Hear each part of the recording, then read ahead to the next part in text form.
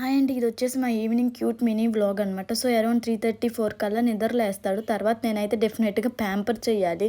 Next వచ్చేసి ఇక్కడ evening స్నాక్స్కి అయితే నేను వాటర్ మిలన్ కట్ చేసి ఇస్తున్నాను. సో తనకి కొంచెం కోల్డ్ చేసింది, అందుకని చెప్పి నేను 1 పీస్ ఇచ్చేసాను. 1 పీస్ ఇచ్చాక నెక్స్ట్ అయితే ఈ ఎగ్స్ ఇచ్చాను తినమని. సో తనైతే అంత ఇంట్రెస్ట్ చూపించలేదు ఎగ్స్ మీద.